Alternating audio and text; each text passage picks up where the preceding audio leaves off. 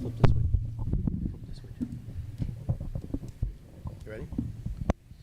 Oh, other way. We will call the regular meeting of April 19th, 2022 to order. If we could all stand for the Pledge of Allegiance, please.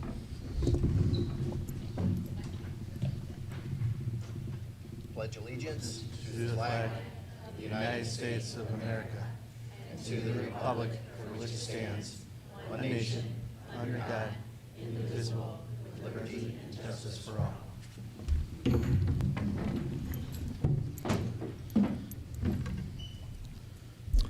Roll call, please.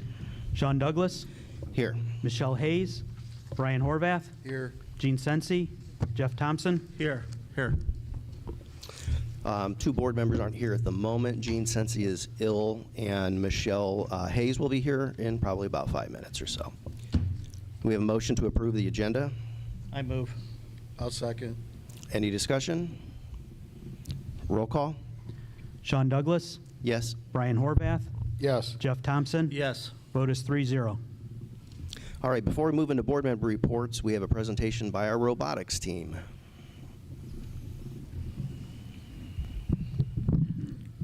Dean Wad is the head of coordinator for the robotics team, and he will introduce all the other pertinent coaches and students and talk a little bit about the program. Thank you. Thank you for the invite, board, and thank you, Madison, for allowing us to have the robotics club with Madison High School and the middle school. We're privileged to have parents help out and be a part of the organization and be coaches.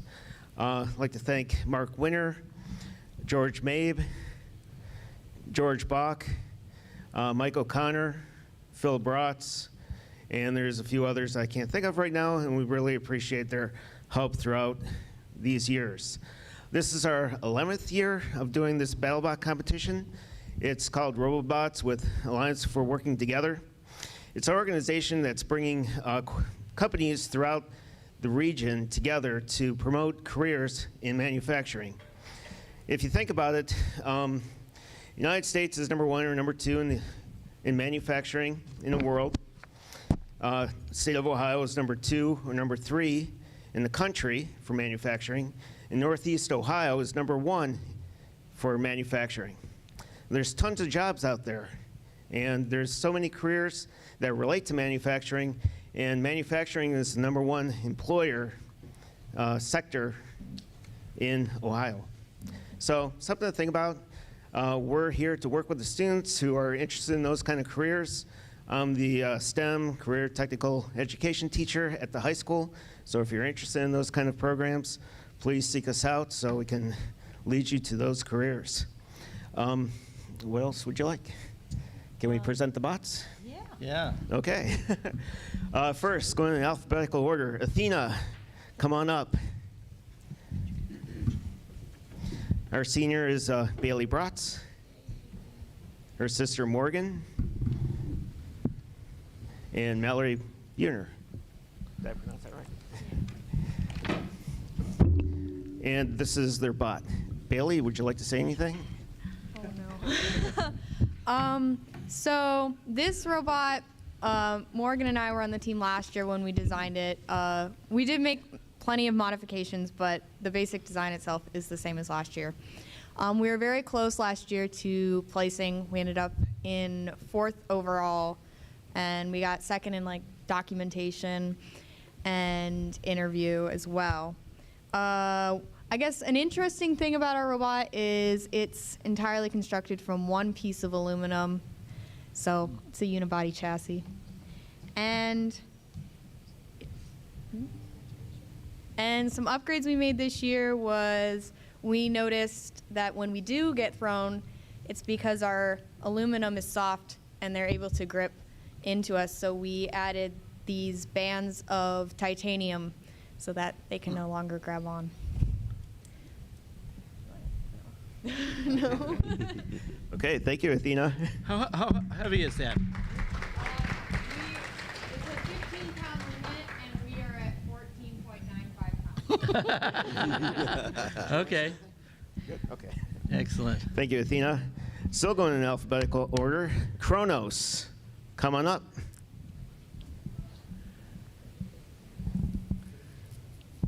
Kronos is coached by Michael Connor, and it's the middle school team.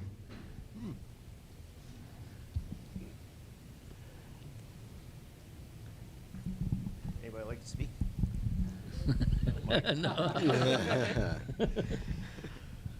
Oh, the camera makes it so much worse. So this is our site. The students have been working to design it, doing a lot of 3D printed around the sides and for the unibody, and then it's got stainless steel armor for the top and the bottom. Currently, we have a plastic weapon on there that's for mock-up purposes, but we do have a metal one in the works. There's still a couple of things that we got to do to get it running and working, but overall, we feel pretty good about it. Excellent. And how heavy is this one? So it's a 3-pound class, and it's currently at about 2.5 pounds without the metal weapon. Okay. All right, thank you, Kronos. Yeah.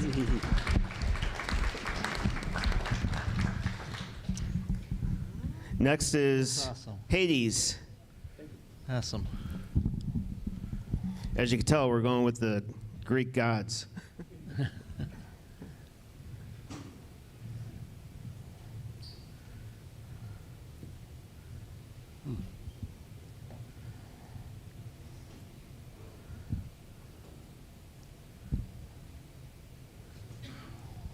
A senior on our team is, on the Hades team, is Andreas Fredericks.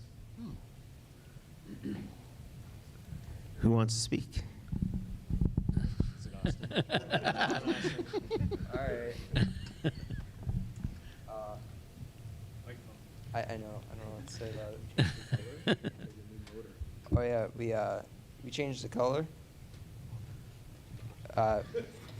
So we spray painted it white, and then we put this like reflective blue stuff, and then we printed out these decal kind of things, and then we changed out the motor for the weapon to a Deacon one, and we had to redesign a back bracket because it wouldn't fit with these weapon brackets. Oh yeah, we actually have a belt this year. We don't have an electrical tape. So, yeah. I don't know. What else? That's about it, really. Yeah, that's pretty much all we did. Awesome. Hey, can you guys spin around so Joe can get a picture of the back so your sponsors can get some? Oh yeah, no, the plate. Who's some of your sponsors? And where do you guys put these to work on them at? I mean, is there a manufacturing site, like, you know, you guys work at, or do you work at the schools on these, or where? Different teams do different things. Some people work at the company, some people work in the school, and our times vary throughout the whole after school time and during the weekends. For Hades, we have Rimco, Torque Transmission, Advanced Control Incorporated, and Freedon does this whole, sponsors this whole activity, and Floraline. Okay. For Athena, it's Arc Rubber and MT Heat Treat and CESO. For Hephaestus, if I pronounced that right? No? Okay. What's that? Hephaestus. Thank you. Used to be Parker Hannafin and all metal. There's one other. All pass.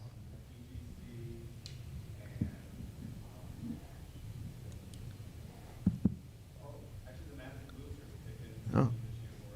EGC and Madison Boosters. Amongst others. That's awesome. Okay, thanks, guys. Thank you. Thanks, Hades.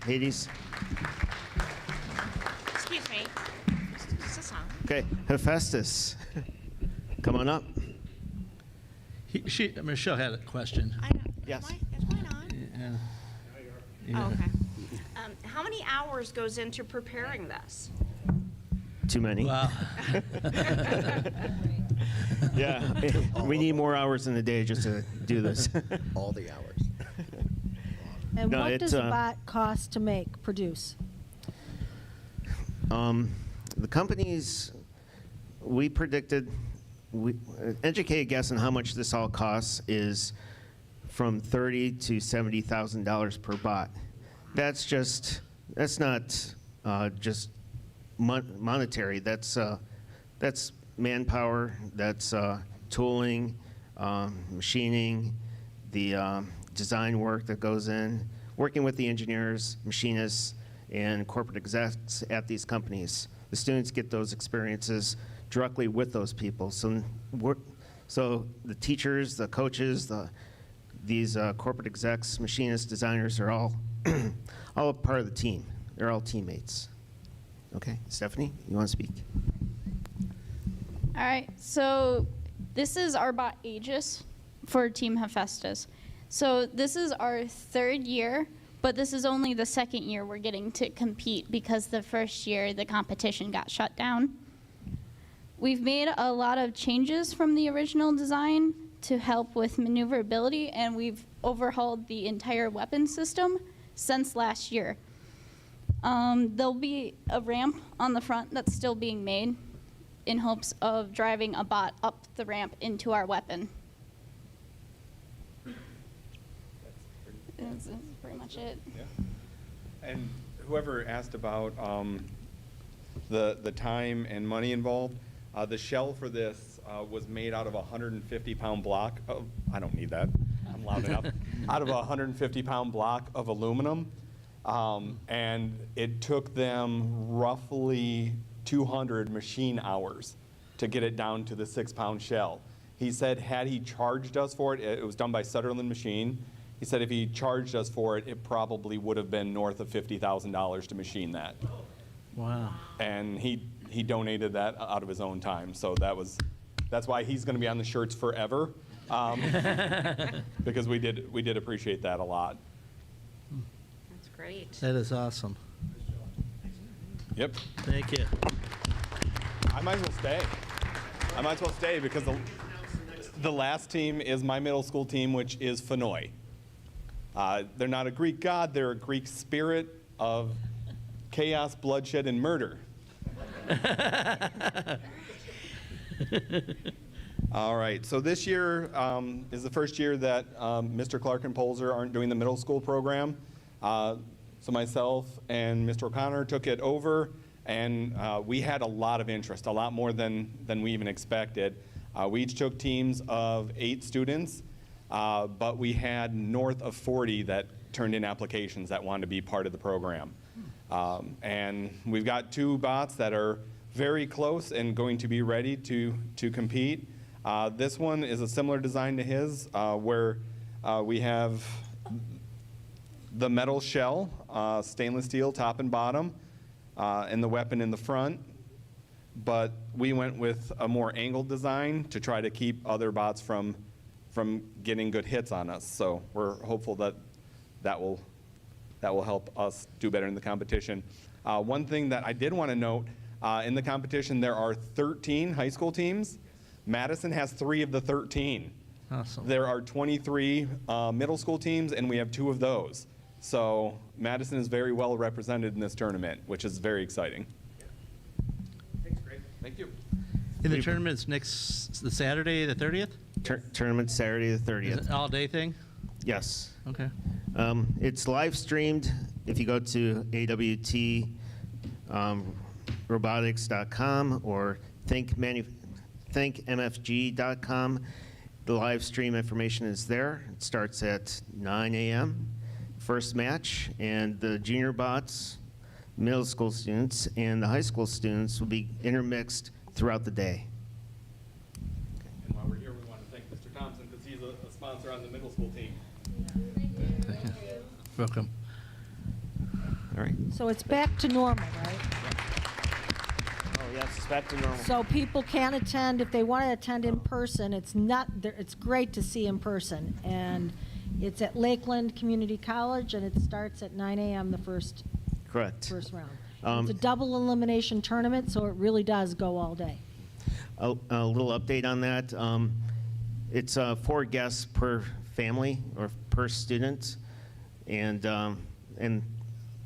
again, they're live streaming on YouTube, so a little correction on that, but thanks. Mr. Watt, how many other schools in Lake County have programs like this? 10 others, 9 to 10 others.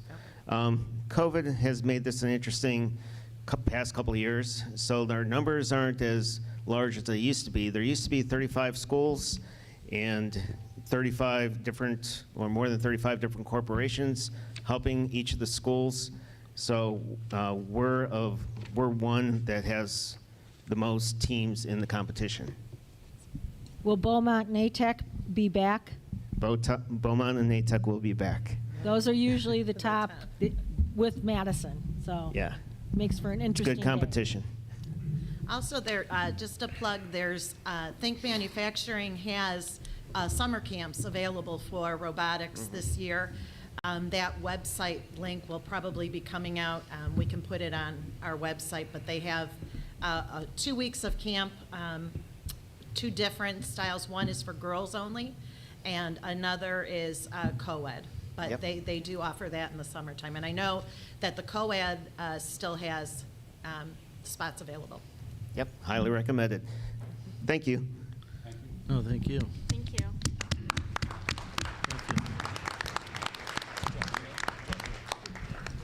Thank you, and you are all free to go. You don't have to stay for the whole meeting. We know you have bot work to do.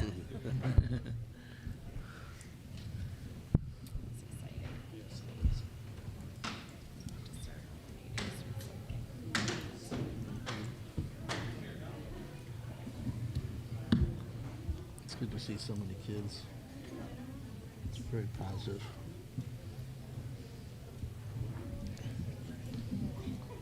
It's nice for you to be a sponsor. Yeah.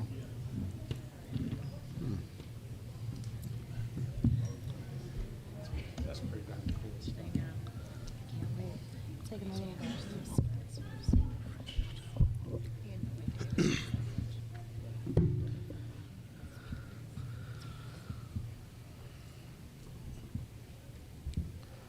I want to know where Dreadnought is.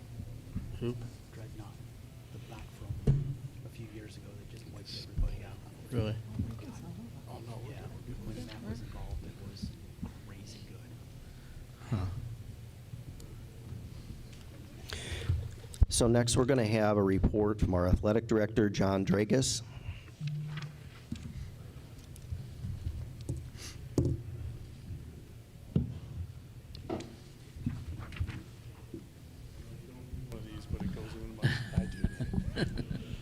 Good evening, everyone.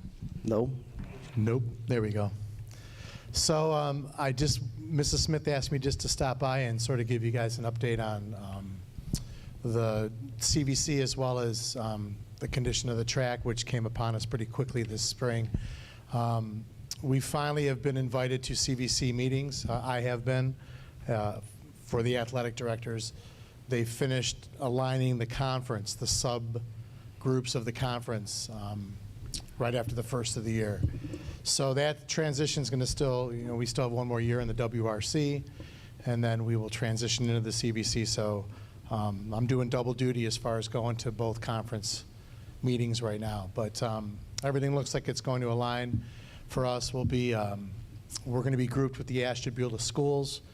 It looks like our subgroup for most sports will be Conneaut, Jefferson, Lakeside, Edgewood, Geneva, and us will be the 6 subs. There's a few sports that they may go to 8, which would probably bring like a Perry and a Harvey to us. And then they're talking about possibly only having 2 alignments for cross country. So every sport, the flexibility of the new conference will be that you can tailor each sport based on participation numbers to keep it pretty competitively balanced. And of course, our EMIS numbers are coming out, so I'm not certain where we're going to fall. I've started to look at those on the OHSAA and the Ohio Department of Education website. But I think we may drop a division in some of our sports. I think wrestling, football, I'm not sure where we're going to be at in basketball. So we may end up dropping down a division, which, again, for us competitively, would be a good thing.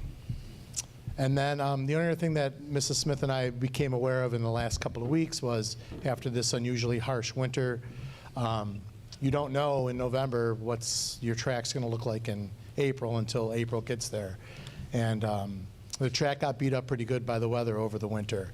So I've been in contact with a few different companies. I've actually called 6, got 4 callbacks, got 3 to be able to come out, of which 1 has come out. Hasn't presented us with the formal numbers yet as far as what costs would be to repair. We have 2 more that are actually coming out next week to get a look at it. And I should have numbers for you, hopefully through Mrs. Smith by then. It can range anywhere from you know, a $10,000 Band-Aid up to $250,000 to replace the entire thing. And the one company that did come out said, you've got 30 years of asphalt here. He said, you know, drive up and down your roads and wonder how long the asphalt on the street lasts. He said, even though you're not driving vehicles on this asphalt, the base, he said after freeze and thaw cycles of 30 years, you know, we may have to look at potentially replacing the base, which would be a full-out build. They won't know until they get a little bit more into it. I guess my one fear is that you say we want to go with the minimal amount that we can do to get it to be competitive, and if you start digging underneath it, they're afraid that there may be spider webs hidden underneath the base of the track that could up the costs pretty quickly. So it's extended its life as far as we can. We had work done about 4 years ago on it to patch, just like we're going to do again, I guess, possibly. But I mean, the truth of the matter is, you know, the complex is the age is what it is with the complex. So it's probably something that we're going to have to really start to put a plan together, all of us together, to remedy it and get it working for the next 30 years. So that work would not be done this year in order to finish for this track season, is that correct? With temperatures and with weather conditions, again, Mr. Douglas, going on the one company that we've actually had out already, they haven't started any of their spring projects simply because of the weather. So even if we had the money and said, let's go, let's do this, they probably wouldn't be able to schedule out until July anyway. The company said it had to be sustained 55-degree days in order to do the work. Yeah. As you know, this spring we have not had that. Yeah, we've already lost about 2 weeks of spring competition this year. Out of the, we've started competition 4 weeks ago, and we've lost 2 of them to the weather, and this week's not looking much better right now. So we're continuing to have meets, but all of the meets are away. Is that correct? Yeah, the real problem area of the track is the first lane. We've got you have settling cracks that are working their way into it. When you measure an event, say it's the 400 meter, that's measured on lane 1. So for practice, we can avoid the bad areas because we can the coaches cone them off. But for an actual meet, if it was only lane 8, we could host meets. But because it's lane 1, there's exposed asphalt where the layer is completely gone. And at this point, I would not like to risk a potential state qualifying athlete from either our school or another school, you know, stepping on concrete versus the actual track surface and getting hurt.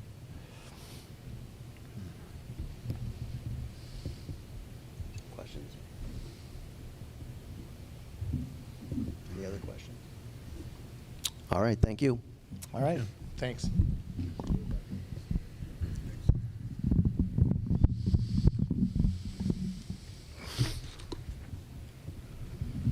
Is there anyone wishing to give a board member report tonight?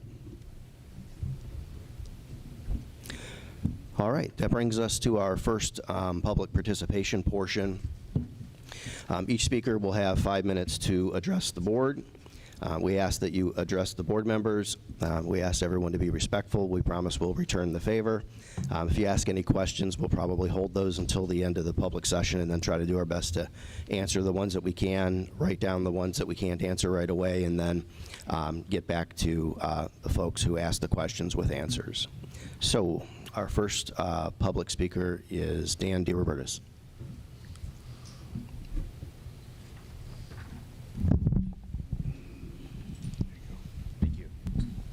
Hi, Board. Hello. So let's start with the track and move on to money and whatever else. I know I only have 5 minutes. The thing about this whole track thing is you knew the track was messed up as well as he did.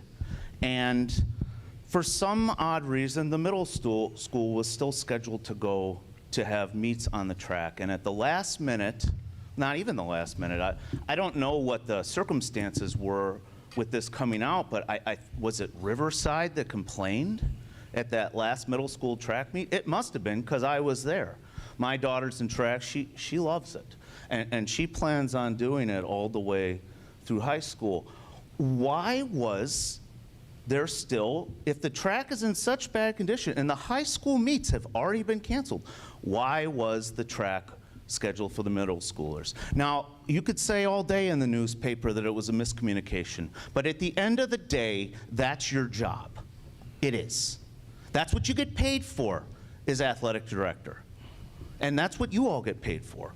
And we've had this conversation here before. I'm not here to yell, but where's the accountability? I mean, the man was just up here giving a presentation, and we had one question asked of him. Where's the accountability?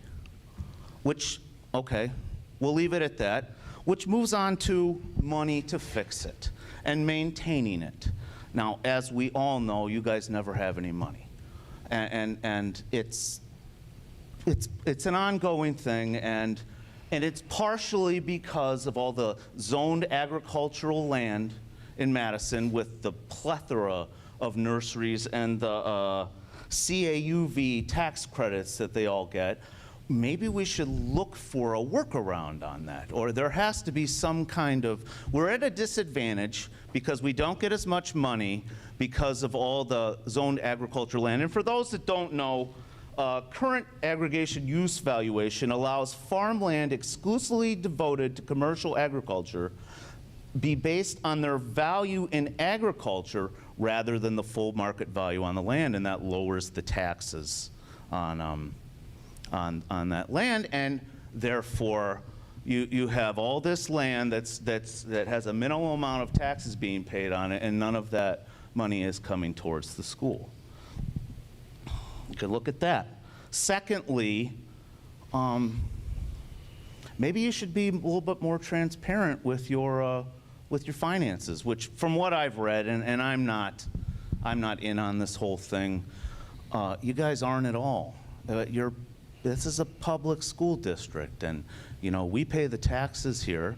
I'm sure there's a lot of smart people in this town who would love to maybe just take a look at the books and say, well, you could do this and you could do that. Think of how much waste, maybe not fraud, maybe, and abuse there is of the money that's coming out of this school district.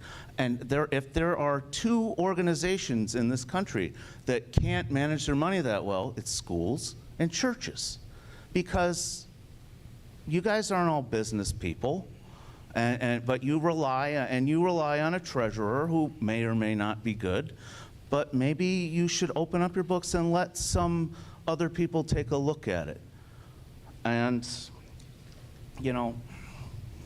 basically it all comes down to leadership and passion. We had Angela and Sean and I had a discussion about passion before the meeting here, and I don't see a lot of it up there. Not really. And Angela, you seem like a real nice lady, but you got no skin in the game here in town. None. You don't have any. You're from, I don't even know where you're from, way out. We need some local leadership. I'm sure there's someone in the district who would love to have that job, who would be passionate about it and could rally the community around things like this. And then people would love to give you their time. But when you ask for a tax levy and just say, we need it. Well, why do you need it? Well, we need it. That's not going to sell anybody. You need to sell it. Just like politicians have to sell their candidacies, and just like businesses like mine that I had in town had to go out and advertise. And, you know, you have to do that. But just putting your hand out or sending out an email response that says, well, you know, the tax levies never get passed in Madison, is because you guys aren't asking the right way. You're not selling it. You need to sell it. Your time has expired. Okay. Thank you for hearing me out. Thank you. I just want to remind everyone to please address your comments to the board. Some people may be misunderstood of Angela's role. She is actually an employee of the Board of Education. So the comments are to be directed to the Board of Education, please. Next speaker is Clarissa Savell. Sorry if I didn't get the pronunciation right. Sable. I figured they had two shots at it.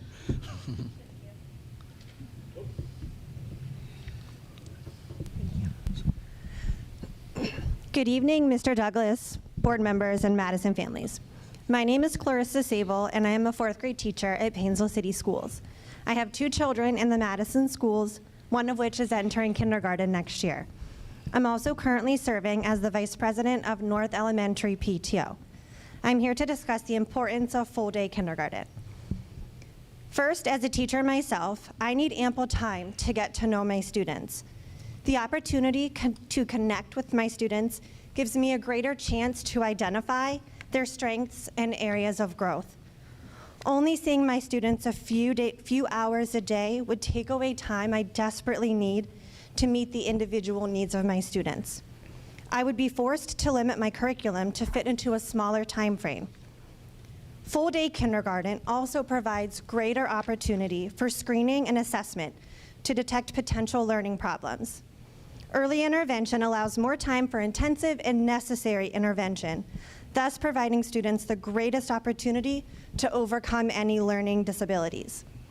When learning disabilities or deficiencies are not identified early enough, not only do students suffer, but more resources such as time intervention materials are needed to help close those achievement gaps.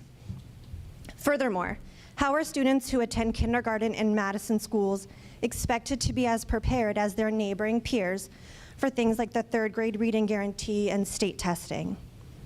Students who are not given the opportunity to attend full-day kindergarten, quite frankly, receive half the education of their peers in local school districts.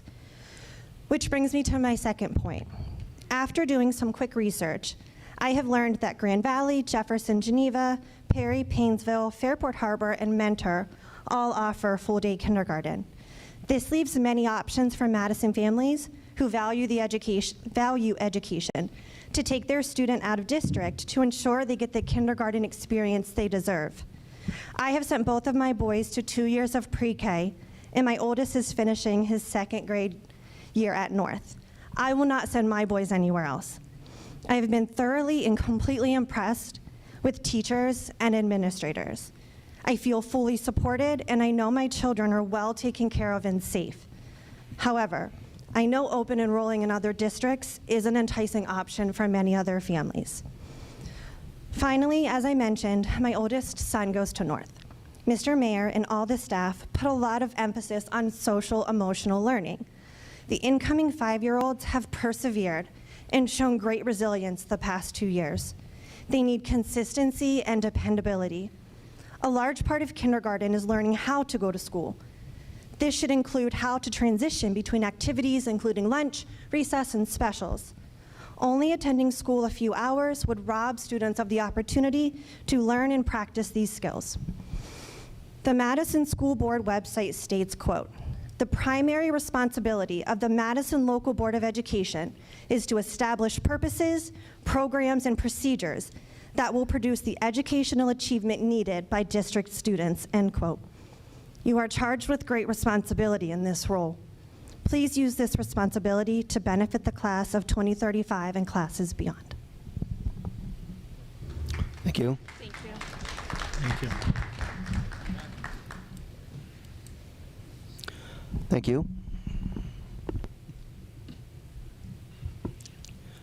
Next speaker is Jillian Ozello.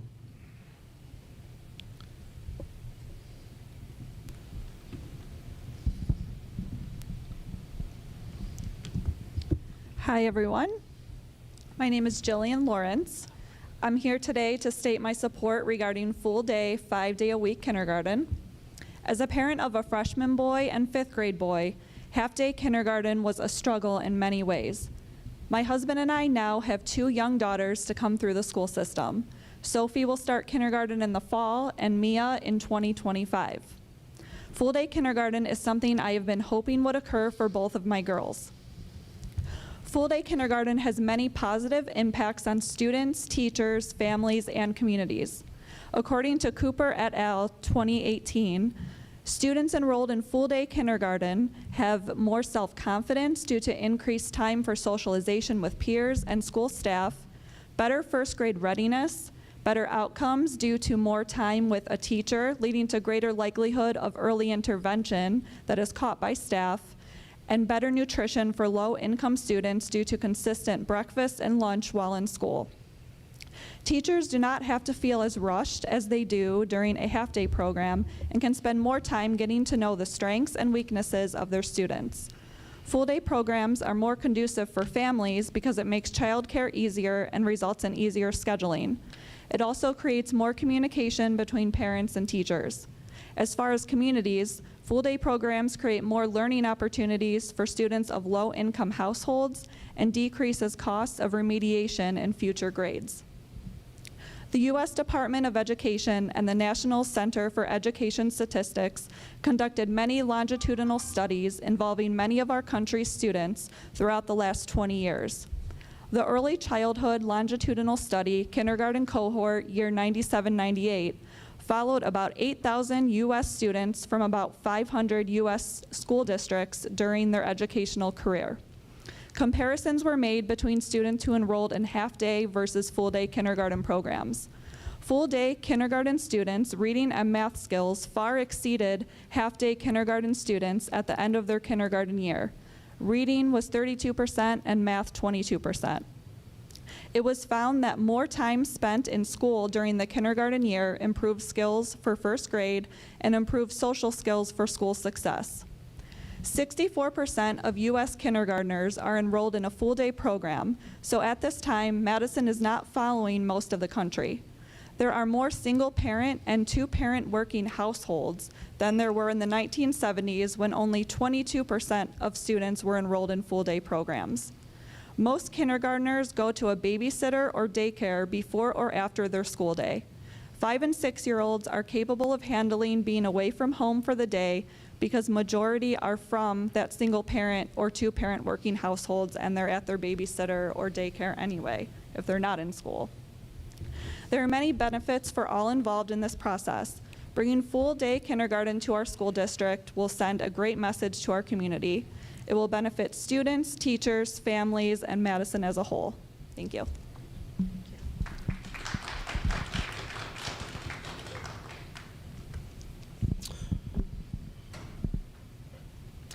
Next speaker is Tim Jeschling.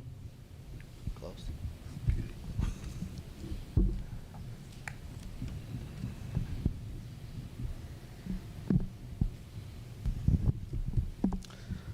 Hello. Hello. So, I'm here to support the all-day pre-K, or I'm sorry, kindergarten. As a parent, I just know it was really difficult to have to juggle your kids while going to work. From this day, we're going to school, the next day we're going to over a friend's house, to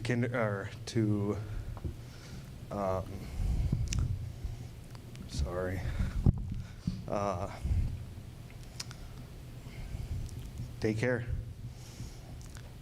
It'd be a whole lot easier for the parent if it was all day, just because the kids are going to the same place every day. They learn the routine, they learn what school is, and yeah, I don't know, that's pretty much how I saw it. They got juggled around a lot, and I know they'd be doing better if it was all day. Thank you. Thank you.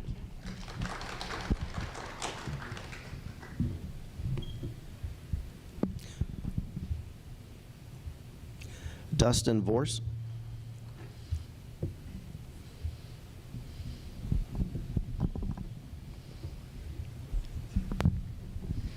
Good evening. Thank you so much, Board, for allowing me the opportunity to speak. This is actually my first time attending a meeting, and I just wanted to say, since I have the opportunity to publicly say this, I commend all the hard work you guys have done, especially over the last 2 years, the teachers who were here as well. I mean, it probably wasn't easy having to navigate everything that you had to navigate, juggling with the COVID and all that, so I really appreciate that. From the perspective of a parent, I appreciate all the hard work that you've done. This evening, I'm here to speak in support of all-day kindergarten. My wife and I have been members of this community for the last 6 years. We have 2 daughters. We have one who's 7, and she's in 2nd grade, and then also our youngest daughter, who's about to turn 5 tomorrow, actually, is in her 2nd year of preschool and about to go to kindergarten. And this evening, I want to speak in support of all-day kindergarten for 2 reasons. The first reason is my wife and I both work full-time, and our oldest daughter was able to go through kindergarten, and having to go half day, it was just really difficult to try to navigate the scheduling, and then the parents having to worry about, and people have addressed it already this evening, worry about whether or not they go to preschool or having to go to a friend's house. It's just a really difficult thing to have to navigate, especially now, because more often than not, you have parents, if there's 2 parents in the household, or if it's a single parent, where they both have to work, especially with the cost of living increasing and all of those things. So that's my number 1 reason. It's just really difficult in scheduling. And then the second reason why I'm in support of all-day kindergarten is because my mother-in-law, she actually works as a kindergarten teacher in Conneaut. And she's been working, she's actually getting ready to retire next year. She's been working as a kindergarten teacher for over 30 years. And every time we talk to them, or talk to her about Madison and the fact that they only go to kindergarten for half a day, she's astounded because she cannot believe that the kindergarten teachers have only that opportunity to be able to teach the students for a half a day, especially with all the standards and everything that they have to do. Like the previous woman mentioned about how you don't even have enough time to maintain and develop a relationship with the students, and that's a key time in a kid's life there in kindergarten, to be able to develop that relationship with their teacher, especially now, these kids that are coming into kindergarten now having to go through COVID, and it's just been very difficult for them. And I just think that all-day kindergarten would be very beneficial for the students of this next class, but then also in the future. And I just want to say, once again, I commend all the hard work. This is not a down on any of the teachers. Lacey had a great education, and she's great. But I just think that our students would be able to benefit even more from all-day kindergarten. Thank you. Thank you. And our last speaker is Melissa Koleric. I probably messed up every name. Hi, guys. Hello. I have bad eyes, so I need to pull this up. Hi, my name is Melissa Koleric, and I'm a resident here in Madison. I work here in this town. I coach here. My husband and I both coach and volunteer. And all of my kids attend Madison schools. I have a 4th grader, a 1st grader, a daughter in her last year of preschool, and a 3-year-old. I truly believe that this is one of the absolute best districts around. The way our teachers and staff care for and love our kids is truly one of a kind. Currently, 2 of my 4 kids are on IEPs. Certain aspects of school are difficult for them, and they require a little bit of help in order to be successful. When my son was getting ready to head into kindergarten, we were concerned about his progress due to his learning disability and what the effect of receiving only a half a day of kindergarten would be for him. Around this time, Geneva announced that they would be offering full-day kindergarten, and it is an open enrollment district. We decided to do a little bit of research about the benefits of having an all-day kindergarten program to see if sending him there was the best option. The common theme I kept hearing was that Madison can't afford to have all-day kindergarten. However, after a little bit of research, I found that in 2017, a North Olmsted school began looking into adding all-day kindergarten into their district. Based on their calculations, they estimated it would cost an additional $1,678 per student, or about $500,000 to provide tuition-free all-day kindergarten to all 298 of their students. Now, that may seem like a large amount, but then they estimated it might cost as much as $13,000 per student compared to that $1,678, or about $780,000 for third grade remediation. Why would remediation be needed? Well, these kindergarten teachers have to fit in all of the same content and all of the same learning standards in half of the time compared to other districts. Using these calculations, the district could have saved over $280,000 by investing in an free all-day kindergarten. It may seem as though adding all-day kindergarten would cost the district more money, but with the research being done, it would actually save the district money. A school in Indiana conducted a longitudinal study of students from kindergarten through grade 8. The results indicated that students enrolled in full-day kindergarten performed better than half-day kindergarten peers in reading, mathematics, handwriting, spelling, and English through the third grade. Students who were enrolled in full-day kindergarten performed better on every single category of the comprehensive testing. In the basic skills of grades 3, 5, and 7. Full-day kindergarten students earned higher GPAs than half-day kindergarten peers in grades 6 through 8.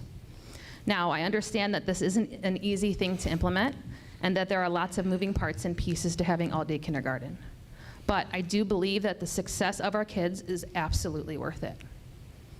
Only having half-day kindergarten not only affects our kids within that school year, but it affects them for years to come, as both of those studies had shown. In regards to our decision in sending our son to Geneva for full-day kindergarten, or keeping him here in Madison, even though we knew from our research that full-day kindergarten was more beneficial academically, we knew that for certain, the love and care that he would receive here in Madison is what we wanted for him. Parents should not have to make that choice. I know that each and every one of you sitting on the board has our kids' best interests in mind, and providing all-day kindergarten to our kids is in their best interest.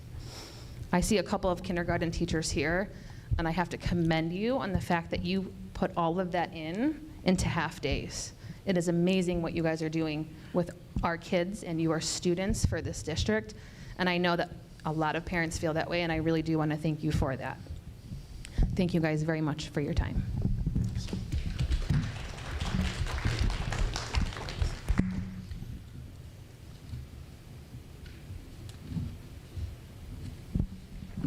All right, before we move on, I want to address a couple of the comments that were made tonight. The reason our school finances are the way they are is that the state underfunds schools, and they tell each district to turn to their local community to pass levies to make up the difference so we have adequate funding. Madison has passed a new operating levy in 31 years. Most school districts would have passed at least 5, probably 6 new operating levies to make up that difference. Adding into that, we don't have a lot of industry here in Madison. In a township, there's not payroll tax. There's a lot of reasons why we don't generate a lot of money off of businesses. We also don't have any large benefactors here. If you go to Mentor, at least the last time I was there, their stadium was called Classic Stadium, and it was paid for by Classic, the large auto dealer. We don't have anyone here who wants to give us $2 million to fix our track and put a new facility in, unfortunately. It'd be nice if we did, and if anybody knows anybody who wants to do that, please have them give us a call. If you look at our total revenue per student, just add every dollar the district gets and divide it by the number of students, we're in the bottom 5% in the state of Ohio. Bottom 5. That means 95% of the other districts have more money per student than we do. So when we have done nothing but cut for 30 years because, various boards, various superintendents, various treasurers have asked for additional revenue from the community, and the community has chosen cuts for 30 years. So eventually something's got to give. So despite being in the bottom 5% in revenue, our last state report card was a B. Now, we had some areas that were really good and some areas that need a lot of work, but our last overall state report card was a B. So we have B schools on F funding as far as academics, and we're in the business of academics. We're not in the business of athletics. And I say that as a parent of 2 varsity athletes. So, I'm a big supporter of athletics, but something eventually has to give, and so we can't do everything with nothing.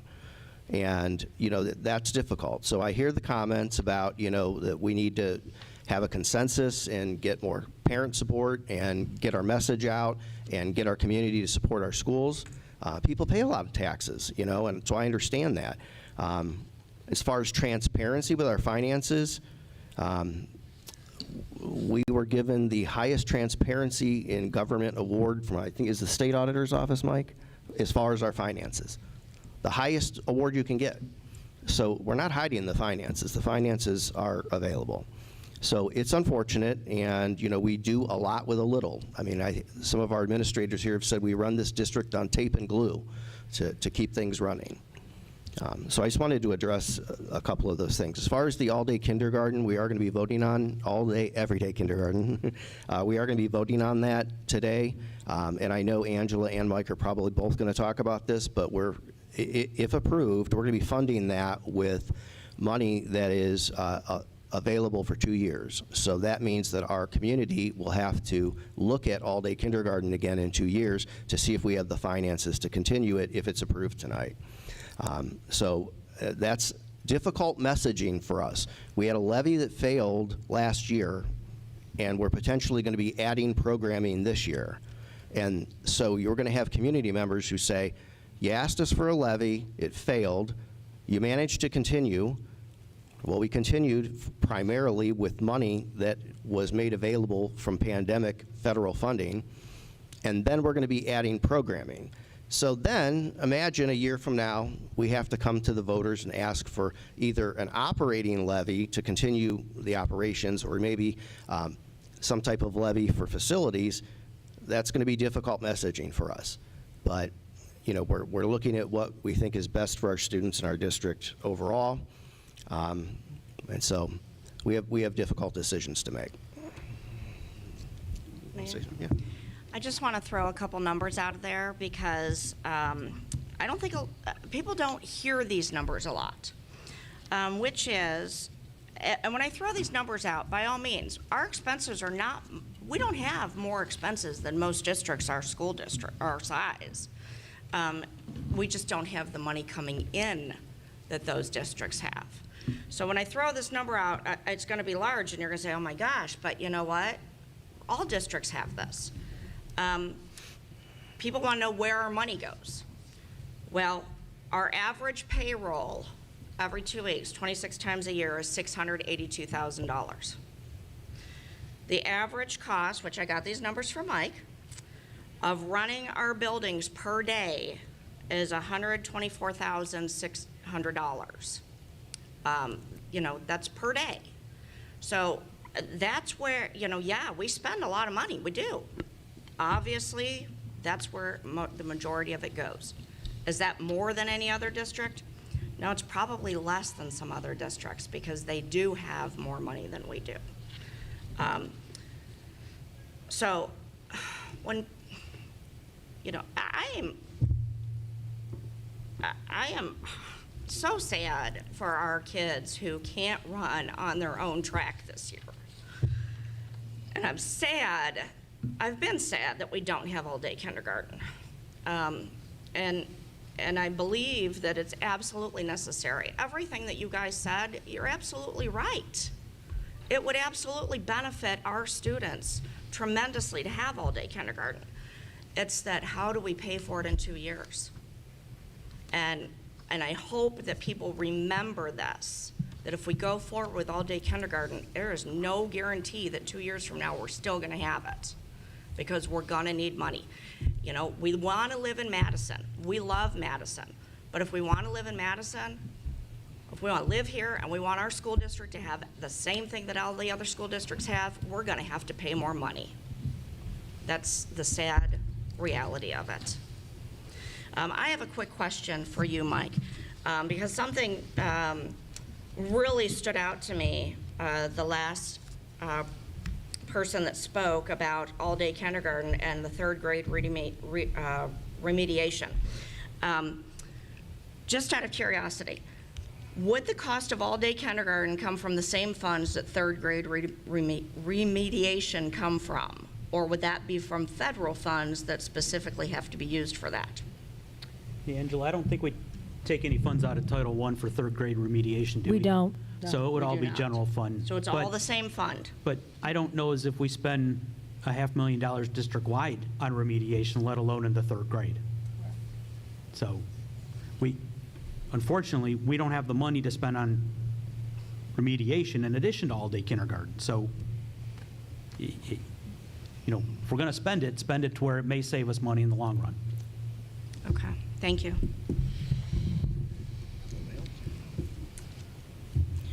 All right, reports and recommendations of the treasurer. Thank you. So for my final treasurer's report, I've got quite a bit to talk about. The first item, Michelle, just to back up your numbers, you know, we always talk about revenue per pupil and expenditure per pupil, and again, we're still lowest in Lake County. On the expenditure per pupil, we're $300 lower per pupil than the next closest one, which is Riverside. And on revenue per pupil, we're about $700 lower than the next closest one, which is Riverside. And while I agree that the farmland nursery land does create a revenue problem in this district, simply stated, we're the second lowest taxing district in Lake County. So you can kind of offset that with the passage of one additional levy. So I'm going to skip around a little. While we're talking about the track, I did send the board a list of the permanent improvement expenditures for the last 2 years and 9 months. I also passed it out before the board meeting. So in that time period, we spent about $531,000. $351,000, or 66% of that, was spent on Chromebooks. The next $75,000 was spent on buses, which there's not a single new bus purchased out of that fund in the last 2 years and 9 months. I'm looking at, I'm sorry, correction, we bought half a new bus last year. The other half came out of this. We didn't buy just half a bus. The other half came out of a federal or a state grant that we got, similar to the one that we have for 4 buses this year. So you look at that, we spent just about $8,600 on building repairs, about $61,000 on the security, mostly cameras. Some of that was funded through the maintenance levy that is associated with the 2 new buildings, and part of that was through a grant that we got through the Bureau of Workers' Compensation. We did spend $27,000 on the athletic facilities, and about another $9,000 is charged by the Lake County auditor to collect our fees. So a couple comments. Why did we spend $351,000 on Chromebook instead of Esser funds? Well, the first 2 rounds of Esser, we used the entire first round to offset general fund expenses, and $1.2 million of the $1.3 million to offset general fund expenditures to keep the doors open. So that didn't leave anything for Chromebooks. We used a little technology replacement fund that we had built up. We used that for Chromebooks. We had ordered 572 Chromebooks, getting them ready for next school year through a grant that we applied for through the Emergency Connectivity Fund. We got Chromebooks through the Broadband Ohio grant. So we had to get creative because we needed the other money just to keep the doors open. So, and then final comment on the PI levy. When the news of the track broke, the question was how much would it cost to resurface? So I contacted the treasurer at Riverside and asked him, how much did it cost to resurface your track? And he texted me $55,000. So a couple of things. One, I was at Riverside when we when they put in the track in March, we bid in March of 2002. I was able to find the bid documents. That track, which was part of the overall stadium improvements, except for turf. Turf was done after I left. The track alone was $198,000 20 years ago. So that was down to the base. And I think the drainage was maybe part of that, maybe part of the overall building or construction project. So the question is, why don't we just, pull it out of the PI levy? Here's the difference. Our PI levy generates $180,000 a year. Theirs generates $2.5 million. So the part of our PI levy that we would spend on the track would be much greater. It would take us a couple years worth of PI money to redo the track. If it's $360,000, it would take them 20% or less. So there's your difference in districts, and their millage is about, our millage was 1 when we voted on it. It's down to 0.35 of a mil. So that's PI levy. So on the board agenda tonight is a resolution to appoint Greg Slemens as the Public Records Officer. Most of the resolutions the board passes give the treasurer the authority and doesn't name a person directly, but the auditors like to have the person named to act as your Public Records Officer and take the public records training on your behalf. So it dawned on me yesterday that as I leave, your appointed person is also leaving, so that would allow Greg to handle the public records. And while we're on that, it has been quite a 2-month period for public records in the Madison local schools. Take that and pass it down. What I'm passing out is part of our annual audit. In order to achieve the high rating and transparency, what we have to do is keep track of our public records in this district and how we respond to them, and, because the term is in a reasonable period of time. So I'm looking at, if you look at the chart, since the beginning of the fiscal year, we've had 31 records requests. 19 of those have been since January 1st. 14 of them have been in the last 2 months. Currently, we only have 3 outstanding. One is the email one that we've been talking about. I finally have all of the files in a way that I can redact them online, and I have started doing that. We were wrong on the number of pages that have to be reviewed. I was telling you it was 11,000. The final number is 19,547. So I did a little time study on Sunday. Yeah, I'm redacting public records on Sunday. Yeah, so just so people understand, we have a member of the public that wants you to go through 19,000 emails. So to be fair, some of them are not responsive, but we don't know that until the system puts them all together. But I would say 90% of them are going to be responsive. But just to give you an idea of why we have to do it. And you need to continue to do your everyday job as well. And train the new employee that started yesterday to replace the one that passed away in December. Okay. So, for example, you all received emails during COVID. Some of them said, I have a student at, or my son or daughter goes to South, and didn't use the student's name. Some of them said, I have 2 students, Johnny and Jane, who have this condition. Okay, now I have to redact the parent's name and their email because their name's in there. I have to redact the student's name, I have to redact the condition, and then in the signature I have to redact their name. 6 of you get it. So now I've got 6 of them to do. One of you replies to all, including the original email. Now I've got 6 more to do. They reply back, it's 6 more, and it just keeps snowballing. So I've got to be careful not to miss one single time where a kid's name is in there, because we can't have that. Right. So that's where it's going to be time consuming. And Greg's here, so he can hear the number. It looks like you can do about 200 per hour, so that means there's going to be about 100 hours to complete that one alone.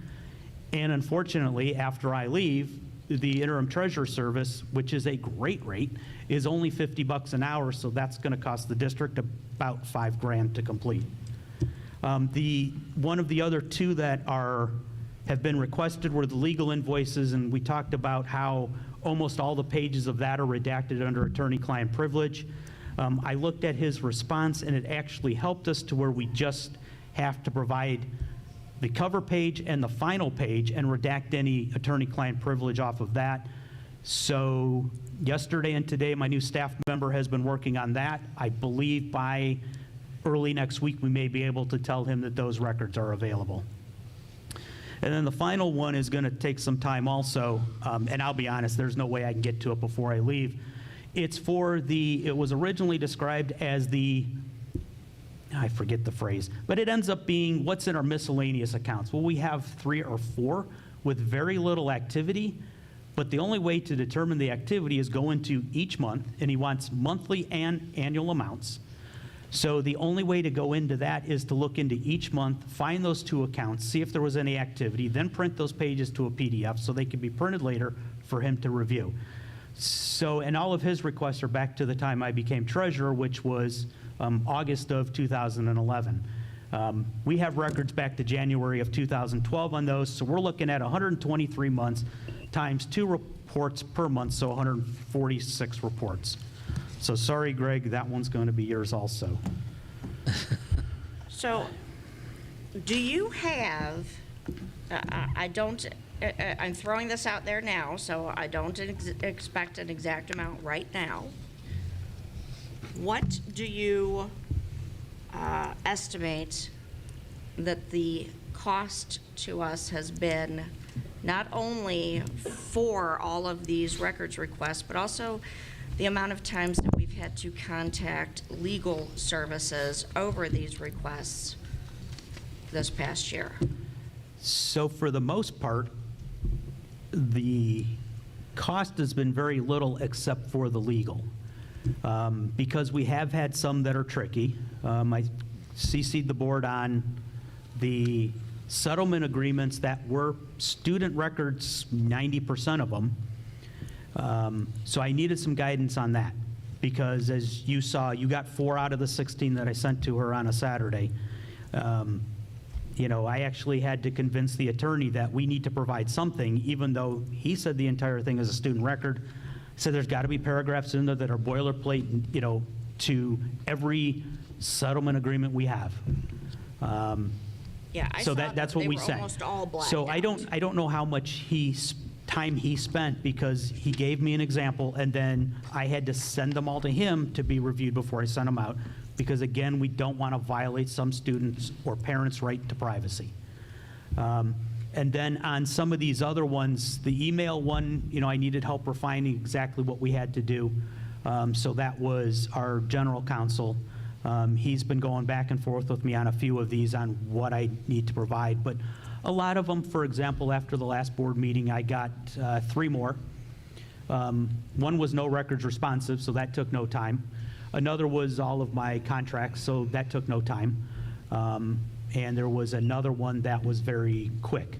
So for the most part, it's not costing us anything, because you're paying us to do our jobs. So, and that's just part of the job. We just have to fit it in best we can to where we can say we're responding within a reasonable period of time. You know, I'm not trying to drag it out, but the email one was especially difficult to get it into a format. But now it where we will could get cost us when we have the interim treasurer. Yeah, and I'm trying to then- get through as many as I can to keep that cost lower. Do we have any idea what the legal costs have been? No. Okay. No, we won't know that until next month when we get their results. So Mike, so a settlement agreement, people see that on the agenda and they think a settlement agreement is we've had somebody file a lawsuit against us and we made some kind of settlement. Well, that's not what a settlement agreement is in schools. Settlement agreements are that we have special ed students whose parents are advocating for a certain level of education for their students that might be different than the school thinks is necessary. And so we negotiate and we come up with an agreement with that particular parent or parents for that student. And then in order to solidify that, that has to be put in writing, and so then we agree to that. So we've had community members who then submit a public records request for that. Well, the vast majority of everything in that document is confidential. It's regarding a student. So imagine it was your student, And, you know, the folks want to get copies of the settlement agreement about what type of educational accommodations are going to be made for your student based on their potential disabilities. So, you know, those things are not public record. We've been inundated with public records requests, and people in the public are welcome to submit those. But I continually say, if you just tell us what you're looking for, it makes it a lot easier for us to narrow it down so that we can give you, if legally entitled, what you're looking for. Otherwise, you know, Mike's trying to wrap up here, so because he's moving on to another district, but he's spending a lot of his time on this. He's got to look through all these emails. People think there's some conspiracy with the emails about COVID. You know, when you say, I want every email related to COVID between all the board members, the superintendent, and the treasurer, well, as Mike explained, we're talking thousands and thousands of emails. Well, he has a responsibility to look through all of those and make sure they don't have any protected information in there regarding students or otherwise protected information. And it's just doing nothing but spinning wheels here at the district for game playing for people who want to submit these repetitive requests. You know, there's nothing nefarious in there. You know, imagine all the emails we got regarding COVID. I mean, every parent that emailed us about COVID, everything that was about COVID, everything that was a state email that came to the board about COVID. There's thousands of these emails. So it's just extremely frustrating from the district's perspective, you know, to tie our staff up with this stuff. And so, you know, if you submit a public records request, we can't, let's say we have a secretary who has to spend 20 hours Xeroxing records. We can't recoup any of that, none of it. We can't charge the person who asked for the secretary's time. Let's say she makes $10 an hour and she spent 20 hours on it. We can't get that money back. Not unless they ask for a copy to take with them. Yeah, if Then they ask for paper copies, we can charge. If they review it in our office, we cannot charge. We can charge a per copy, but most people don't ask for that. They say send them to me via electronically, you know what I mean? So it's just extremely frustrating. I don't want to have that be interpreted that we're trying to tell people they can't make public records requests for legitimate things, but just tell us what you're looking for and we'll try to find it and have a dialogue, and then we can get you what you're looking for, and it's probably 10 pages instead of looking through 1,000 pages.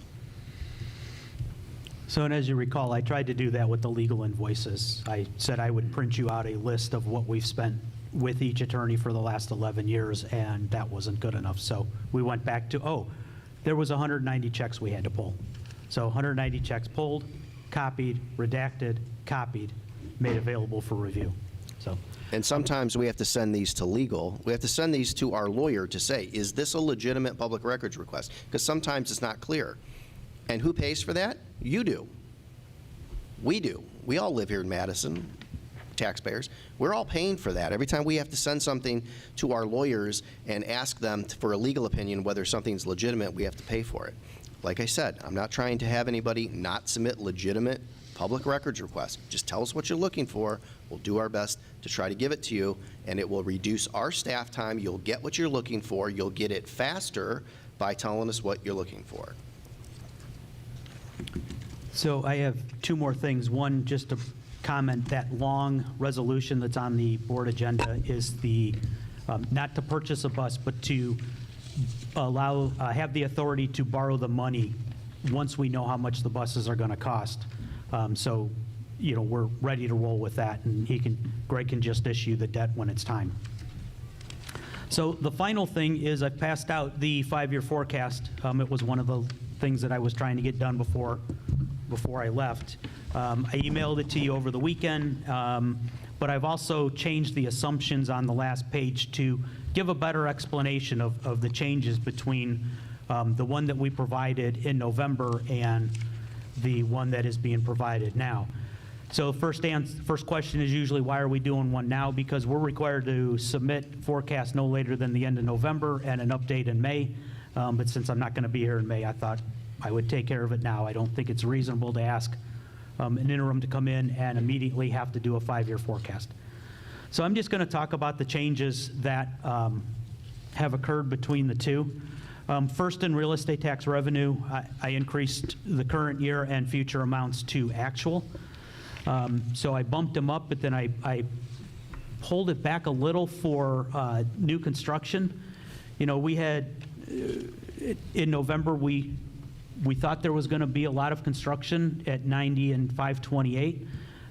Sheets appears to be moving pretty quick. Great Lakes Power is on hold.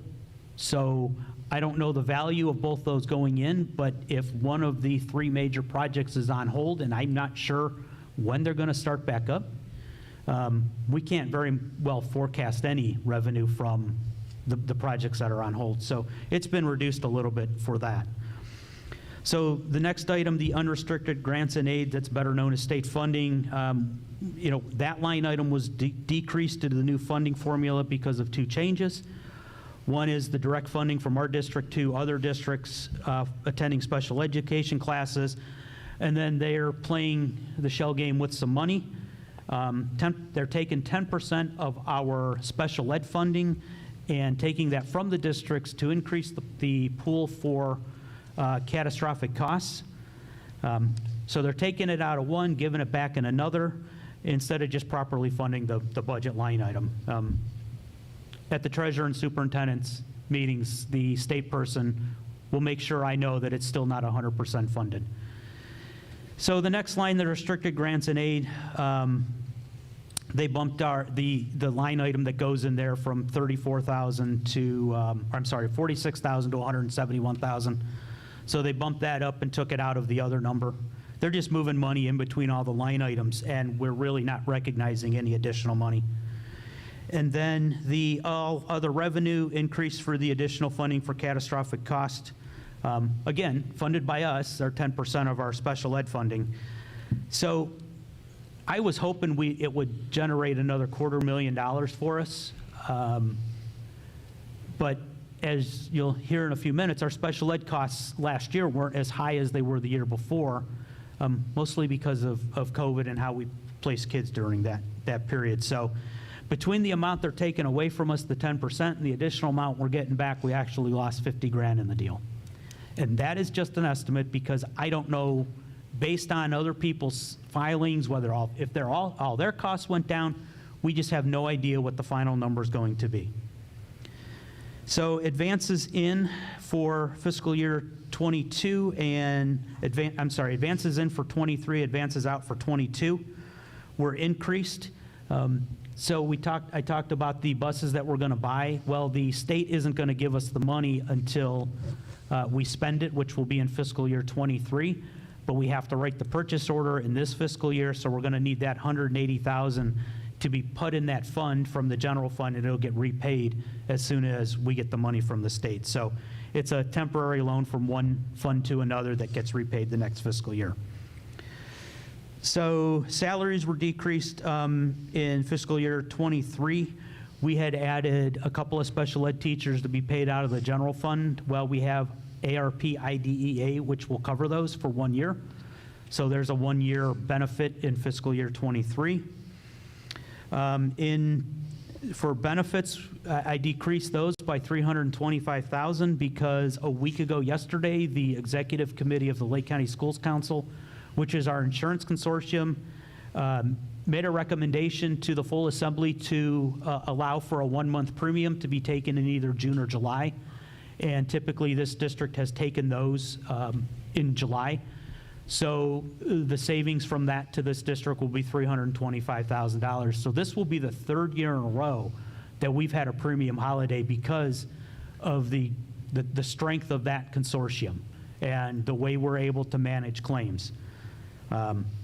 So it's going to be approved. I mean, there's not a single district that can't use 1-month premium. So purchase services, so that is the benefits. Purchase services were decreased each of the years because of the decrease in the special ed spending. I tried to get it closer to actual. Now that's a crapshoot. In 2 years, it could skyrocket again. It all depends on the kids that we have in any given year and the services those kids need. So another comment, it has no costs associated with all-day kindergarten. So for the current fiscal year, there'd be none. For the next 2, there'd be none. But if there is not funding from another source for the last 2, that's going to have a negative impact on the 5-year forecast. So, but at this point, we haven't even cost out what all-day kindergarten's going to take. So just final notes. Most of the changes in this forecast are a result of the events that have occurred in March and April of 2022. State funding continues to change, and all the various line items are just now being solidified. Real estate tax settlement occurred on March 17th. State funding continues to be revised with every payment, although the differences are much smaller. Neither of these could have been reasonably anticipated in November 2021 when the previous forecast was approved. And if you remember, I typically bring forecasts to this board in September, but we were promised that the state funding would be out to us, in October. So I said, let's wait till November, have a good number. State number guy, we were given a good number in March of 2022. So, they clearly missed the mark on what we were waiting for. And that is the 9th month of our fiscal year. So it took them that long to tell us how we were going to be funded, and that's half of our funding. The ARP IDE application was just completed, so I couldn't remove those salaries till we did that. And, premium holiday hasn't even been voted on, but I'm really sure that's going to happen. So again, a lot has happened in the last 6 months. So what does that all mean? It helps the bottom line through the next, through the forecast years. We still have a deficit 2 years out, although it's a little less. The deficit 5 years out is a little less. And somebody may look at it and say, man, that's a big swing. But if you look at the amount of revenue and expense we have in this district on an annual basis, our swing in revenue expenses is only 1.2%. So a 1.2% swing in revenue and expenses is creating a little bit better bottom line 5 years out, but the number's still $7.5 million in the red. So, and that assumes the passage of the emergency levy a couple years from now. Does anybody have any questions on anything I discussed?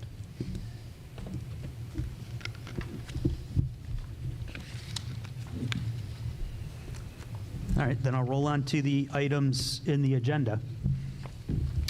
The first is to approve the financial reports for all funds, fund-to-fund transfer report, and the check payment register for March 2022. I'll move.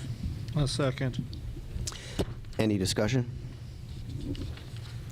Roll. Go ahead. I've stated this before, but for those of you that don't know, we do get a copy of several different reports, but one of them is a report of every check that's written every month. So we do get a copy of that to review. I just want that thrown out there because so many people don't. They think that we just approve these things. We get these things prior to. Sorry, we get these things prior to the board meeting. Go ahead. Roll call. Michelle Hayes? Yes. Brian Horvath? Yes. Jeff Thompson? Yes. Sean Douglas? Yes. Vote is 4-0. And while I'm thinking about it, it was brought up at the last meeting, the open checkbook. Yes. So I checked with the treasurers in Lake County, and there's 11 districts if you include the ESC and Auburn Career Center, and I believe there are 2 that are currently doing it. One did it but didn't have the staff anymore to do it. I can't help but to think that although I realize that in theory it sounds good, but I can't help but to think that it would just cause so many people to have so many questions because really it's not easy to understand school financing, and I just think that people are going to be confused over, I don't know. The funding system that we are required to use as a public school is cumbersome. It's fund accounting in most, very few business, I don't think any business use fund accounting. Yeah. So it's a concept that isn't taught a whole lot even in college. I think it was I had it for half a semester in college. So next item is to approve a transfer from Fund 001 General Fund to Fund 002 Debt Service Fund in the amount of $43,205.73 for the principal and interest on the LED lease purchase agreement. I'll move. I'll second. Any discussion? And just briefly, again, that is when we upgraded the LED lights, we had to borrow some money for the buildings that weren't covered by the maintenance levy that was associated with the building project. So we borrowed the money to do that, and we are saving the money to make the debt payment, and we save about 92 grand a year in electric. Roll call? Brian Horvath? Yes. Jeff Thompson? Yes. Sean Douglas? Yes. Michelle Hayes? Yes. Vote is 4-0. The next is to approve the 5-year financial forecast fiscal years 2022 through fiscal year 2026, the May update, as presented and found on file in the Treasurer's office. I'll move. I'll second. Any discussion? Roll call? Jeff Thompson? Yes. Sean Douglas? Yes. Michelle Hayes? Yes. Brian Horvath? Yes. Vote is 4-0. And I'm not going to read the whole resolution, but a resolution authorizing the issuance of general obligation bonds in a principal amount not to exceed $300,000 for the acquisition and purchase of school buses under the authority of Chapter 133 of the Ohio Revised Code. I'll move. I'll second. Any discussion? You know, oftentimes, we have to, I've said this numerous times over the past few weeks to my fellow board members, but I would say to all of you, oftentimes we have to balance the needs of the many with the needs of the few.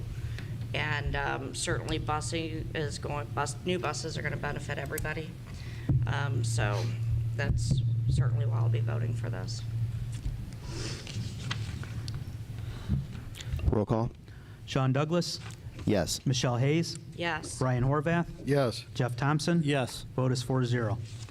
The next is to appoint Greg Slemens in his capacity as interim treasurer to serve as the records officer of the Madison Local School District and to engage in such activities to assist the district with regards to the applicable legal requirements of the Ohio Public Records Act as amended, effective May 2nd, 2022, and until further notice, Greg Slemens shall also be the designee of each of the elected officials for the purpose of public record training. I'll move. I'll second. Any discussion? Maybe we can have him stand just so everybody knows who he is. And I absolutely appreciate you going to that public records training. And I will let you know I've done both the public records training and the training that's required by the Treasurer of State to cover the period of this calendar year when I was treasurer. Yeah, I went to it the first 2 years because Zabo never told me I didn't have to go. So Greg is going to be our interim treasurer when this is Mike's last meeting. Greg will be our interim treasurer. He's also going to be, as part of his responsibilities, a records officer. Looking forward to it. I'll move. We already did. I think we already did that, didn't we? All right, roll call. Michelle Hayes? Yes. Brian Horvath? Yes. Jeff Thompson? Yes. Sean Douglas? Yes. Vote is 4-0. The next is to accept a generous donation of 3 trees from Sally Rogas to be planted at North and South Elementary Schools. Generous donation of 500 admission tickets from Pioneer Waterland and Dry Fun Park to South Elementary School to be used for student rewards. Generous donation of crocheted hats and scarves from Park United Methodist Church to South Elementary School to be used as needed. A generous donation of gift cards from Roman's Restaurant and Lounge to North Elementary School to be used for Streak of the Month awards. A generous donation of an outdoor classroom bench from Jessica Elliott and family to Madison Middle School to be used for their outdoor classroom. Generous donation of an outdoor classroom bench from Jericho Group Consultants, LLC, to Madison Middle School to be used for their outdoor classroom. A generous donation of an outdoor classroom bench from State Courier Systems to Madison Middle School to be used for their outdoor classroom. A generous donation of $250 from Advanced Controls, Inc. to Madison High School Science Club to be used for the Robotics Club. A generous donation of $318 from Torque Transmission to Madison High School Science Club to be used for Robotics Club. And a generous donation of $1,500 from Freedon to Madison High School to be used for new stage curtains. I'll move. I'll second. Any discussion? I just want to thank everyone for their generous donations. Sean? I'm going to, if this is out of place, please let me know. Ms. Calera, could you give us just a quick update? Sure. Is that okay? Yeah, Okay. she is, yeah, I mean, she's The curtains, is it? doing this, the outdoor classroom. Can you just give us a quick? Yeah, sure. At this point, Okay. I don't mean to, but since she's here. I'm a teacher. Thank you. At this point, we have a total of 15 benches that convert into a bench and a desk for the outdoor classroom. They've been delivered to the middle school. We just put in an order today for the outdoor whiteboard that took a little bit of time to get, seeing as though, it has to be kind of weatherproof for our outdoor classroom. That's about 3 to 4 weeks back ordered, which is unfortunate, but we still have to dig up the entire area about 4 inches in order to put down the underlayment and the limestone for the outdoor classroom. We have a high school senior who's just finishing up her Girl Scouts final project, and she wants to work on a big butterfly garden along the back wall for us. AHLI is finishing up their garden. I'm getting that ready, and I believe one of the advisory classes planted a bunch of flowers along the wall as well. So we're getting there, but we can't do much more until we have a little bit nicer weather. So we're super excited, and we're very grateful and thankful for all the donations we've gotten so far, because a lot of this is funded by the fundraisers we do within the Fiscal Education Department, but also the community members who have graciously donated some money for these benches. So almost Do you there. still need limestone? We do.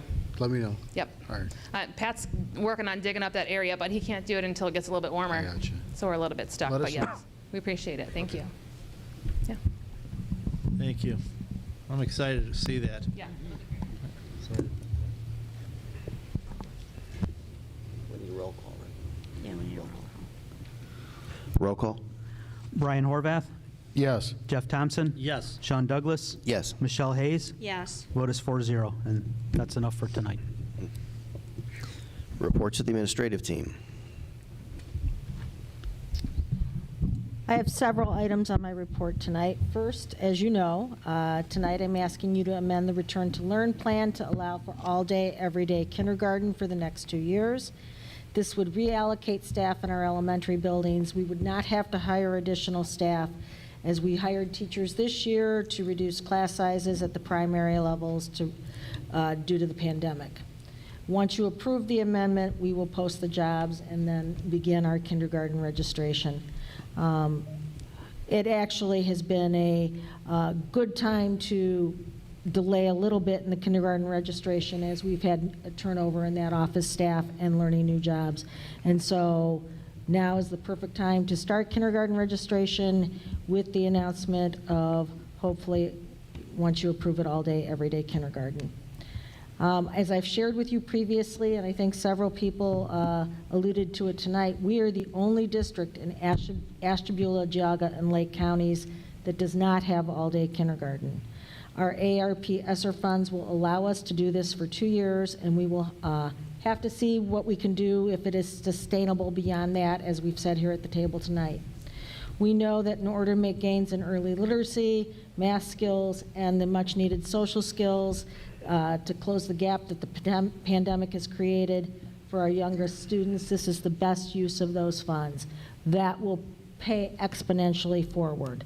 Plus, we still have funds to do the remediation that we need to do the summer programming that we need to do, and the ESC has additional funds as well to help support some of those remediation efforts. So I am comfortable with being able to recommend this for 2 years.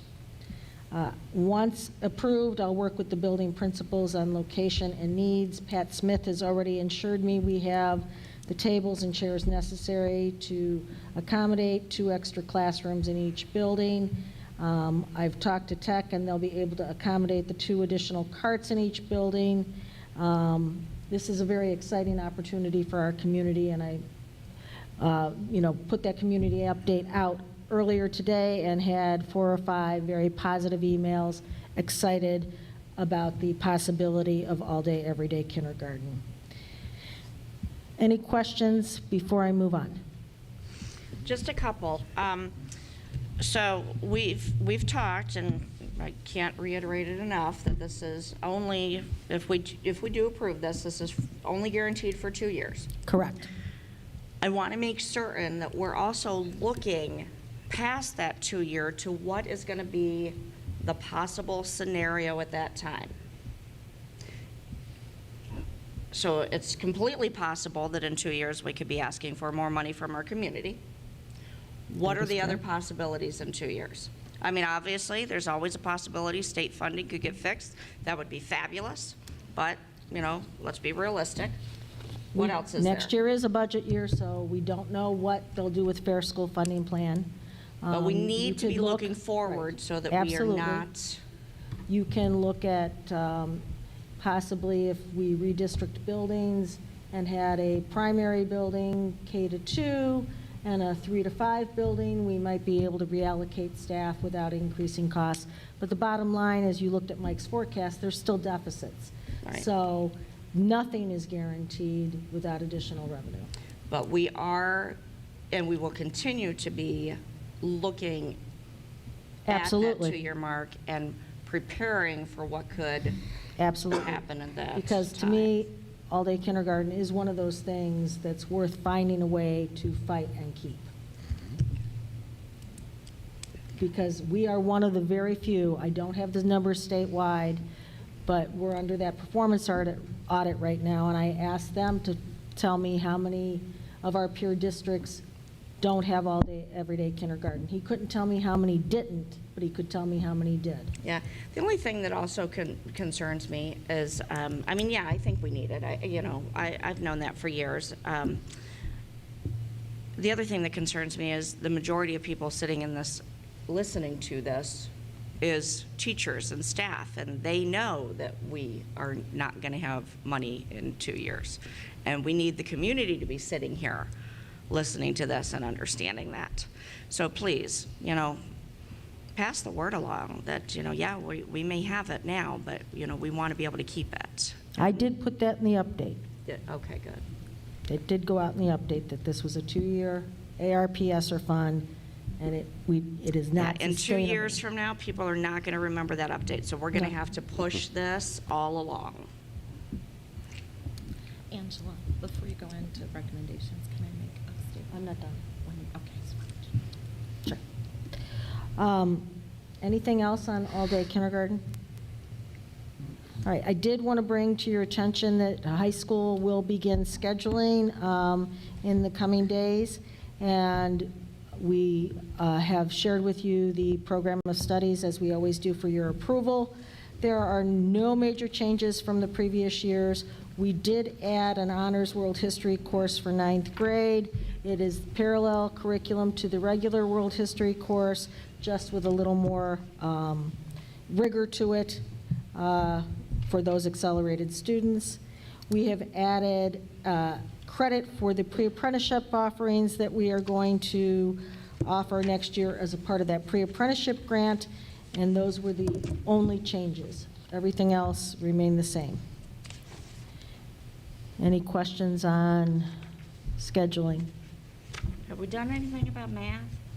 Our math class offer? We are still looking at that.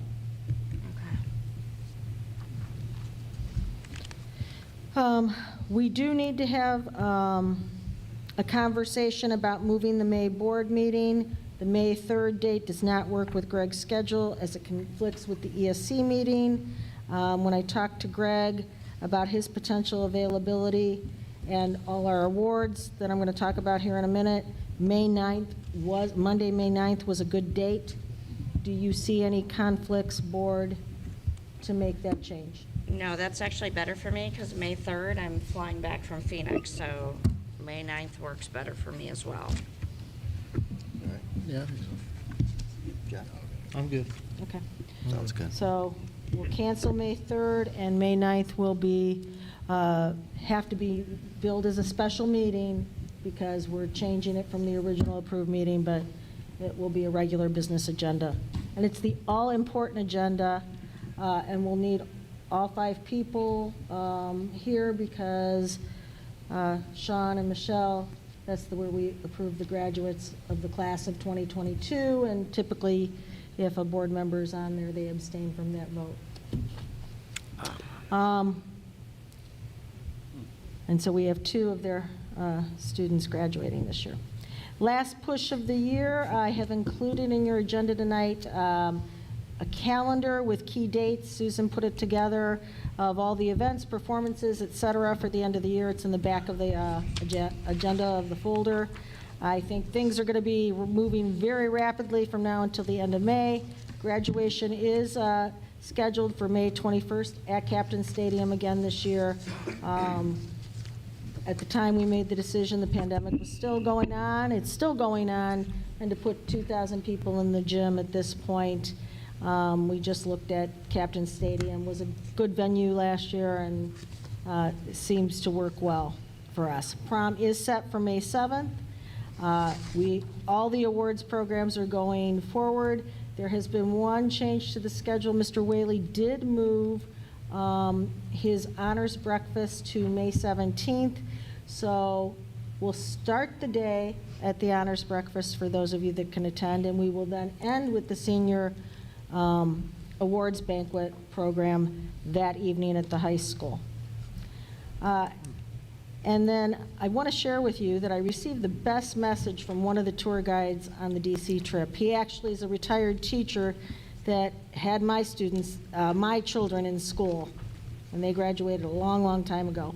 And he said that our students were just outstanding and our teachers were great, and he just had the best time chaperoning the trip with our Madison Middle School 8th graders, and they just had a ball. And if you covered the pictures on Facebook, everybody, and they had 80-degree weather, and people were in shorts. I think that's coming our way this weekend, but it was a lovely, lovely trip for everybody.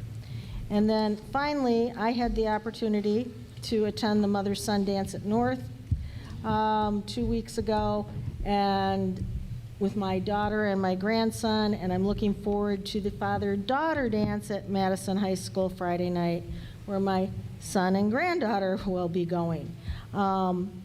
Those events are just so wonderful, and the kids are just so excited, and they're just so cute. Really a great time.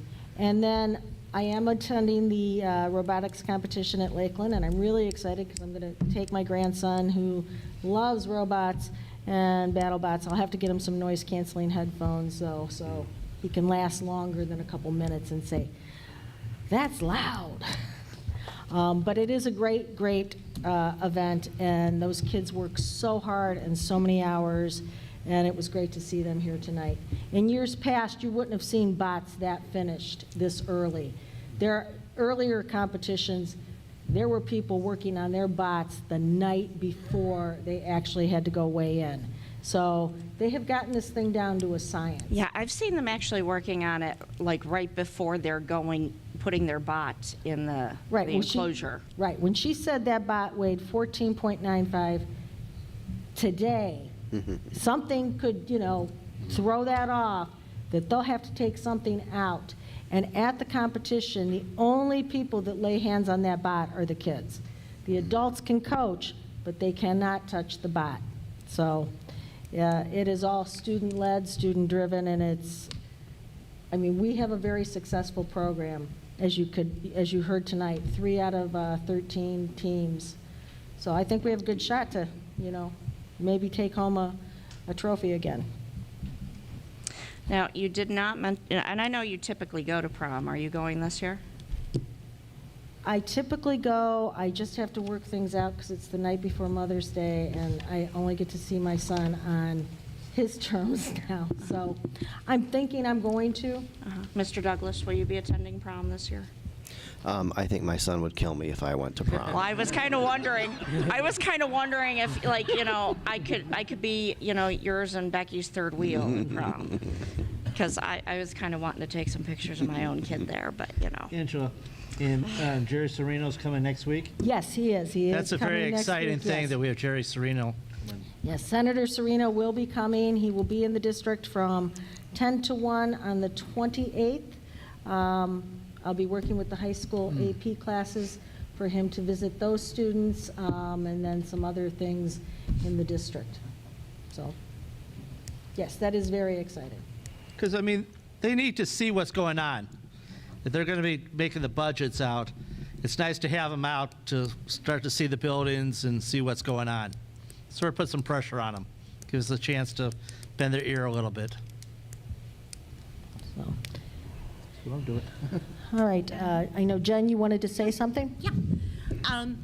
I really want to reiterate that the excitement behind getting all-day kindergarten every day has been something that has been a work in progress very creatively. Angela, Dave, and I have been working on this since last year, trying to find the best ways that we can meet the needs of our students.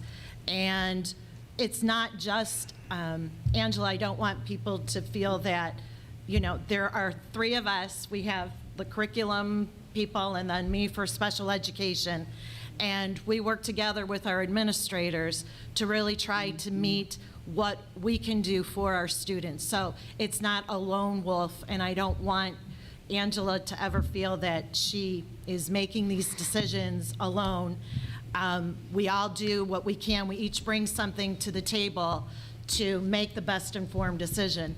And regardless of finances, we have worked really hard to get interventions. We've had a response to intervention meeting, which Dave chaired the other day. I have meetings with the elementary teachers on Thursday to talk about kindergarten as it was, even if, depending on how the vote goes tonight, wink, wink, that we are going to have a lot of plans in place, but that we all really work together. This has been something that we have very carefully thought to present to the board. And so I feel confident, and I'm very happy that we're going to be able to do this.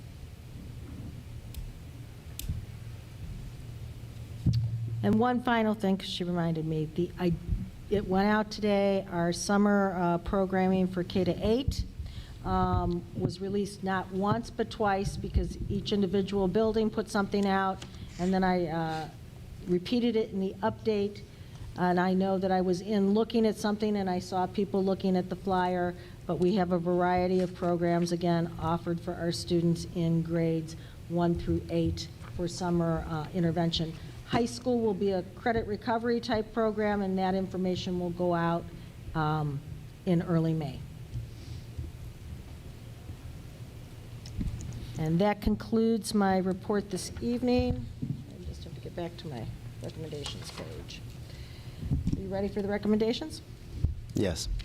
All right, under the personnel item motion this evening, I'm asking you to accept the resignation of Holly Osborne, preschool aide, effective April 17th, 2022. I'm asking you to enter into the following employment contract as a casual day-to-day substitute, Emily Najedi. Each is the following substitute teachers as approved by the Educational Service Center of the Western Reserve and/or the Madison Local School District Superintendent under a one-year limited contract: Amber Kubek, Darlene Mahaley, and Sarah Jane Miller. I'm asking you to approve the continuing contract requests for the following certified personnel for the 2022-23 school year: Gina Bailey, Melissa Couch, Christine McCory, and Corey Willis.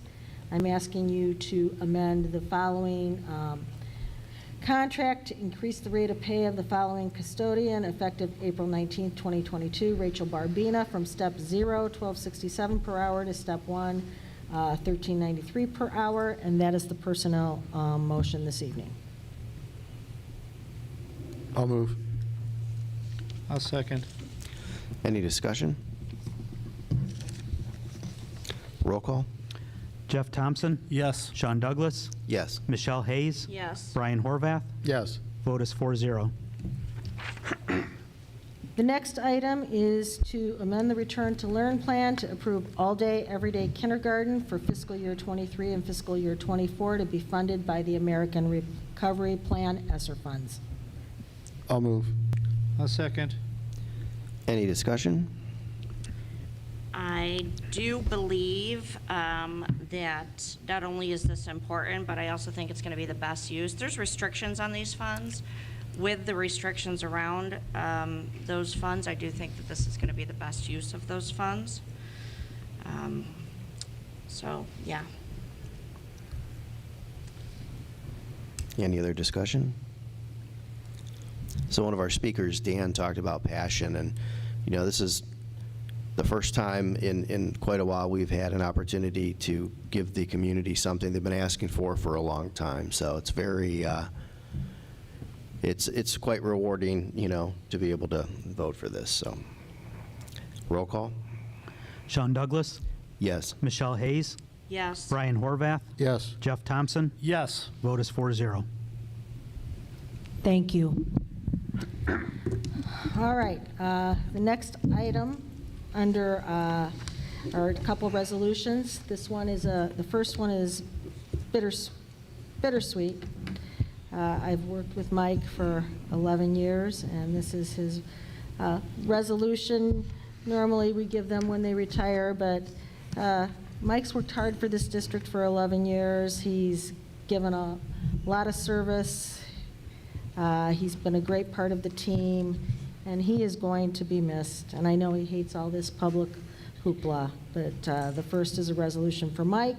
And then the second is a very important resolution, too, that coming up that first week in May is Teacher Appreciation Week, May 2nd through 6th.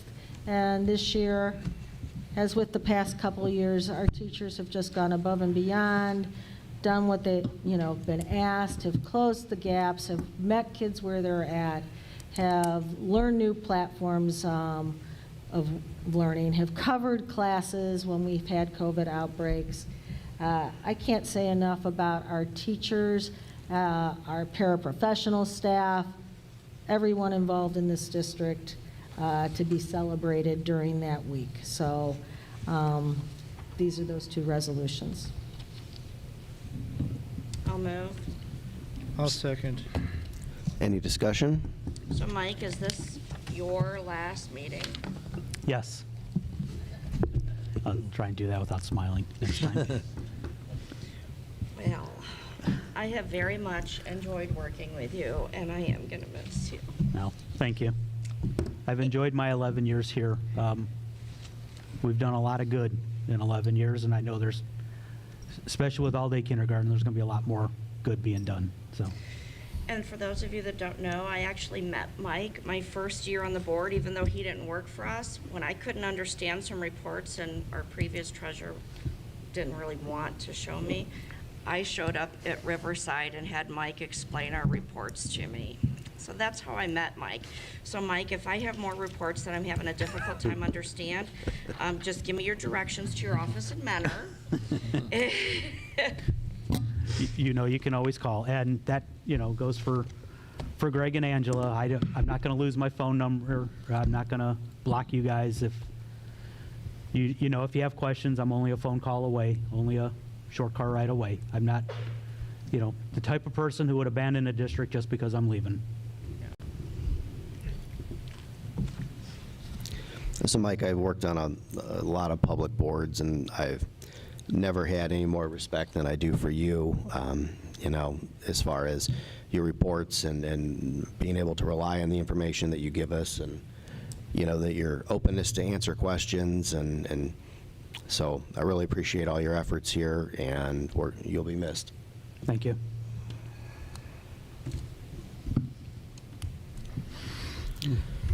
Roll call.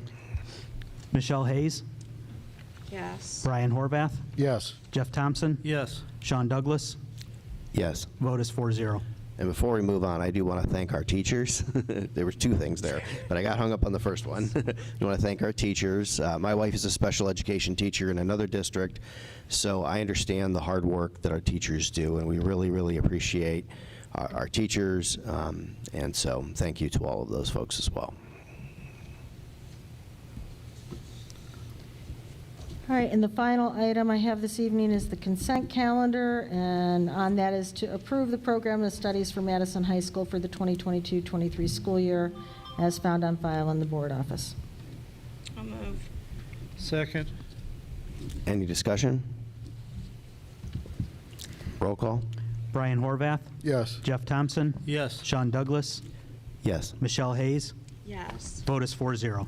So we have a need for executive session, is that We correct? have one more public participation. That was a typo. Okay. Oh, it wasn't? Well, it's on there, so I we know. should honor it. I know. Anyone wishing to address the board? Well, but your board policy stated that somebody had to contact Sean Douglas ahead of time. That's true. All right, so which number for executive session? Well, I think Dan is probably here for number 1. Okay. Do you have an update, Dan, I think tonight on the treasurer search a little bit?